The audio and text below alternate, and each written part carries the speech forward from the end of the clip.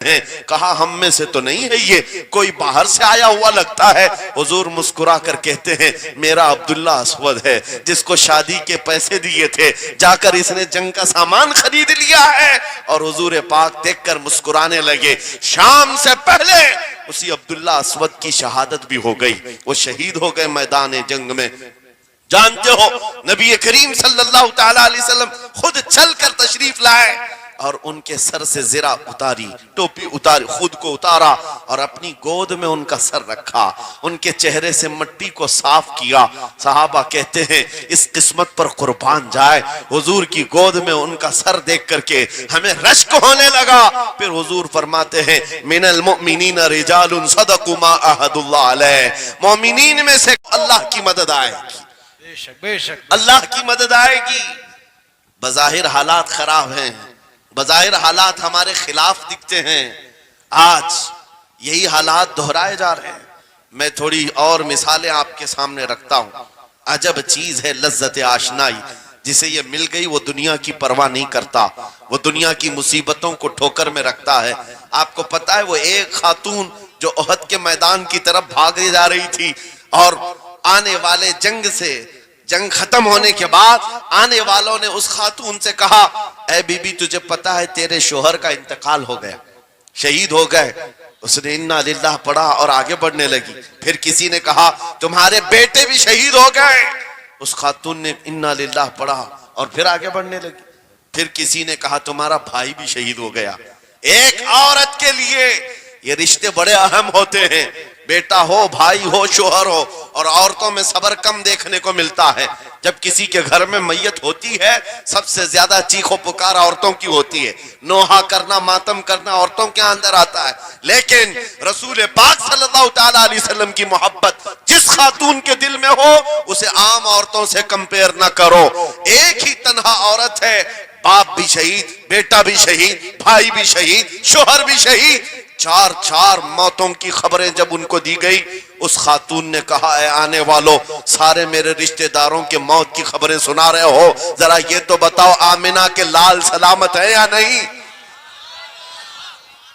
آمنہ کے لال سلامت ہیں یا نہیں؟ آنے والے نے کہا اللہ کے رسول سلامت ہیں۔ اس خاتون نے کہا مجھے دکھا تو دو، ارونی، مجھے دکھاؤ کہاں ہیں؟ لے جا کر قریب کیا گیا، حضور پاک صلی اللہ علیہ وسلم کے جلوہ جہاں آرا کو دیکھا، آنچل پھیلاتی ہے اور کہتی ہے یا رسول اللہ، یا رسول اللہ، کل مصیبت بعدک جلل، اے اللہ کے رسول اگر آپ سلامت ہیں ہر مصیبت چھوٹی ہے، ہر مصیبت چھوٹی ہے۔ ان کا ہی یہ نعرہ تھا ہر ستم ہر مصیبت گوارا ہے، یا رسول اللہ ایک بار کہہ دو کہ تو ہمارا۔ سبحان اللہ، نعرہ تکبیر، نعرہ رسالت، مسلک اعلی حضرت، فیضان اعلی حضرت۔ عجب چیز ہے لذت آشنائی، عجب چیز ہے لذت آشنائی۔ جس کو یہ لذت ملتی ہے محبت مصطفیٰ کی، پھر وہ مصیبتیں گنتا نہیں ہے، وہ اپنے اوپر آنے والی آفتوں کو گنتا نہیں ہے، اس کے لیے دنیا ہیچ ہے۔ عزیزان گرامی وقار، آپ کو پتہ ہے وہ صحابہ اکرام رضوان اللہ تعالی علیہ مجمعین جن کی زندگیاں، جوانی کی زندگیاں بڑی عزیز ہوتی، ہر آدمی جوانی میں عیش کرتا ہے، مگر مدینے کے ان جوانوں کو ہم نے دیکھا ہے آج شادی ہوئی، آج دلہن کو گھر لایا ہے، دلہا اپنی دلہن کے ساتھ سہاگ رات میں مصروف ہے، لیکن جنگ کا بگل بج گیا، باہر مدینے میں آواز آنے لگی، رسول پاک صلی اللہ تعالی علیہ وسلم احد کے میدان کی طرف نکل پڑے ہیں۔ یہ آج کا دولہا اپنی دلہن کو بستر پر چھوڑ کر نکل پڑتا ہے اور جا کر رسول پاک صلی اللہ علیہ وسلم کی جماعت میں شریک ہوا۔ جانتے ہو وہ خاتون بھی ایسی نہیں تھی کہ پیر پکڑ لے، کہاں سہاگن کو ابھاگن کیے جا رہے ہو، میرا کون ہوگا اس کے بعد؟ نہیں، خاتون نے کہا جاؤ اللہ حافظ، اگر سلامتی کے ساتھ آ گئے فخر سے غازی کی بیوی کہلاؤں گی، اور اگر شہید ہو گئے تب بھی فخر کروں گی کہ شہید کی بیوہ ہو۔ رسول پاک کے معاشرے کے ان مثالوں کو تمہارے سامنے رکھ رہا ہوں جنہوں نے لذت آشنائی پالی تھی، حضور کی محبت کا مزہ لے لیا تھا۔ وہ صحابی رسول جوان دولہا میدان جنگ میں شریک ہو گیا، لیکن گھمسان کی جنگ میں شہید بھی ہو گیا۔ ایک رات کا دولہا شہید ہوا ہے جس کو اللہ کے فرشتوں نے غسل دیا تھا، حضرت حنظلہ غسیل الملائکہ۔ اور آپ کو پتا ہے ایک نوجوان جو کالے رنگ کے تھے، حضرت عبداللہ اسود ان کو کہا جاتا ہے، حضور کے پاس آئے، کہا شادی کرنا ہے، شادی کرنا ہے، عمر ہو گئی ہے۔ حضور پاک صلی اللہ تعالیٰ علیہ وسلم نے فرمایا کچھ ہے مہر دینے کے لیے، کچھ پیمال ہے؟ کہا کچھ ہے نہیں۔ کہا مہر کے لیے پیسے لے آؤ، شادی کرا دی جائے۔ اور اس کے بعد انہوں نے ادھر ادھر کیا، پھر حضور نے ہی ان کے لیے مال جمع کرنے کا انتظام کیا حضرت عثمان غنی کے ذریعے سے۔ ان کو مال دیا گیا، پیسہ دیا گیا، کہا جاؤ گھر کو بنا لو، سامان لے آؤ اور مہر کے پیسے جٹا لو، شادی کا سامان خریدو، مدینے کی انصار کی کسی بیٹی سے تمہارا نکاح ہو جائے گا۔ وہ نوجوان عبداللہ اسود غریب صحابی ہیں، غریب صحابی اور کالے رنگ کے تھے، انہوں نے شادی کا سامان خریدنے کے لیے مال تو جٹا لیا، بازار میں تھے، اعلان ہو گیا اللہ کے رسول صلی اللہ علیہ وسلم جنگ میں تشریف لے جا رہے ہیں، اچانک مشرکین کا حملہ ہوا ہے۔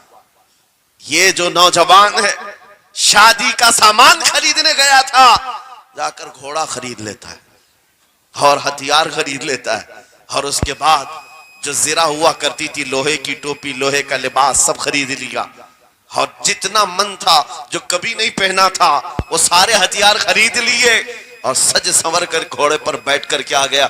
جب میدان جنگ میں صفیں لگ رہی تھی شریک ہو گئے۔ ان کو تو غریب صحابہ میں شمار کیا جاتا تھا، ان کے پاس کبھی کوئی ہتھیار نہیں تھا، نہ کوئی تلوار، نہ کوئی ٹوپی، نہ کوئی گھوڑا۔ صحابہ ان کی طرف دیکھ کر سمجھتے ہیں کوئی بڑا پہلوان ہوگا ہم میں سے جس کو ہم نہیں جانتے، لیکن جب جنگ میں وہ اڑ گیا تھا بڑے بڑے شیروں کے پیر اکھڑنے لگ گئے تھے۔ نبی پاک صلی اللہ علیہ وسلم نے عین دوپہر کے وقت صحابہ سے پوچھا کون ہے یہ جو لڑ رہا ہے، یہ بطل جلیل کون ہے؟ یہ چہرہ بھی چھپا ہوا ہے، پوری لوہے کی ٹوپی پہنا ہوا ہے، پورا جسم بھی چھپا ہوا ہے، قیمتی لباس ہے اس کے اوپر۔ صحابہ ادھر سے ادھر سے دیکھ رہے ہیں، کہا ہم میں سے تو نہیں ہے، یہ کوئی باہر سے آیا ہوا لگتا ہے۔ حضور مسکرا کر کہتے ہیں میرا عبداللہ اسود ہے جس کو شادی کے پیسے دیے تھے، جا کر اس نے جنگ کا سامان خرید لیا ہے۔ اور حضور پاک دیکھ کر مسکرانے لگے۔ شام سے پہلے اسی عبداللہ اسود کی شہادت بھی ہو گئی، وہ شہید ہو گئے میدان جنگ میں۔ جانتے ہو نبی کریم صلی اللہ تعالیٰ علیہ وسلم خود چل کر تشریف لائے اور ان کے سر سے زرہ اتاری، ٹوپی اتاری، خود کو اتارا اور اپنی گود میں ان کا سر رکھا، ان کے چہرے سے مٹی کو صاف کیا۔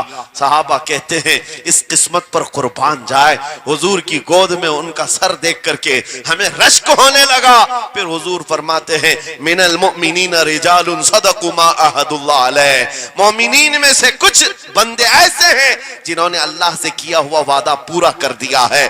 میرے عزیزو یہ کٹ گئے، ختم ہو گئے، اپنے آپ کو فنا کر دیا۔ کون سی چیز تھی جو انہیں میدان میں لے آتی تھی؟ کون سی چیز تھی جو انہیں بستر سے اٹھا لاتی تھی؟ کون سی چیز تھی جو بازار میں شادی کے سامان خریدنے سے بدل کر وہ ہتھیار خریدنے پر آ جائیں؟ ارے جنگ میں جانا کوئی کرکٹ اور فٹ بال کا میدان نہیں ہے، ہتھیلی میں جان لے کر کے جانا ہے۔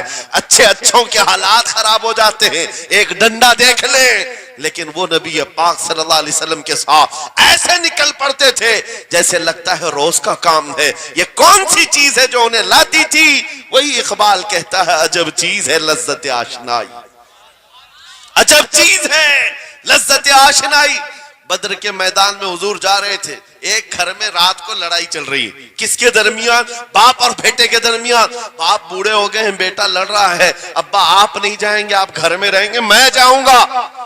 باپ کہتے ہیں نہیں بیٹا تو گھر سنبھال، میں جاتا ہوں، میری عمر ہو گئی ہے، میں جاؤں گا حضور کے ساتھ۔ تکرار اتنی بڑھ گئی کہ انہوں نے قرآن اندازی کی، چٹھی ڈالیں گے جس کا نام نکلے گا وہ جائے گا۔ قرآن اندازی ہوئی تین بار بھی ہوئی تو بیٹے کا ہی نام نکلا۔ باپ نے کہا مجھے نہیں چاہیے یہ تیری قرآن اندازی، میں حضور کے پاس لے چلتا، میں حضور کے پاس جاؤں گا۔ عجب چیز ہے لذت آشنائی۔ حضور کے ساتھ جانے کا جذبہ کیسا تھا؟ ارے وہ قرآن اندازی کر رہے ہیں اپنے آپ کو قربان کرنے کے لیے. کوئی مٹھائی کی تقسیم نہیں ہو رہی تھی کہ جا کر کے مٹھائی ایک لڈو لے آئیں گے. وہ جنگ کے میدان میں جانے کے لیے قرآن اندازی کر رہے ہیں. باپ بیٹے کی تکرار. پھر آئے بارگاہ مصطفیٰ میں, دونوں نے دلیلیں رکھی. باپ نے کہا یہ جوان ہے, گھر سنبھالے گا, مجھے آپ کے ساتھ جانے کی اجازت دیجئے.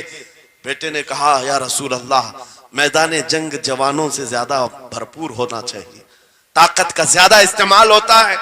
میرے باپ کو آپ کہیں گھر پر دیکھیں, یہاں کے حالات وہ سنبھالیں, میں آپ کے ساتھ چلوں گا. حضور پاک نے جوان کی بات سن لی اور بوڑھے صحابی سے کہا آپ گھر پر رہیں, آپ کا جوان جائے گا. اتنا جملہ کہنا تھا, چیخ نکلی ان کی, دھاڑے مار کر رونے لگے. کہا ہائے افسوس, اس بڑھاپے پر تف ہے مجھے, اس بڑھاپے نے مجھے نبی سے دور کر دیا. عجب چیز ہے لذت آشنائی.